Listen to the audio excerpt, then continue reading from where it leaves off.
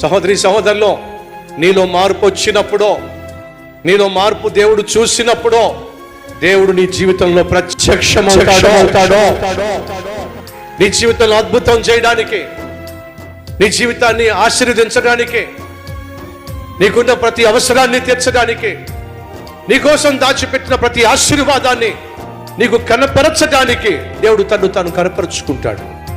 ప్రియ సహోదరి సహోదరులు, ఈరోజు దేవుడు నీకు అదే చెప్తున్నాడు. గతంలో నువ్వు చేసిన పాపములను బట్టి, వేసిన వేషాలను బట్టి, చేసిన మోసాలను బట్టి ఈరోజు నెమ్మది లేక, సంతోషం లేక, భద్రత లేక భయపడి చస్తున్నావు. దేవుడు అంటున్నాడు, నువ్వు గనుక నువ్వు చేసిన పాపాన్ని ఒప్పుకొని విడిచిపెట్టినట్లయితే, గతంలో నువ్వు చేసిన పాపిష్టి పనులను బట్టి భయపడాల్సిన అవసరంలా, నువ్వు చేసిన ప్రతి తప్పును, ప్రతి పాపాన్ని క్షమించేస్తా. నీకోసం నేను దాచిపెట్టిన శ్రేష్టమైన భవిష్యత్తును దేవుడు ఈ రోజు నీకు మాట ఇస్తున్నాడు. మరి నువ్వు చేయాల్సిందేమిటి?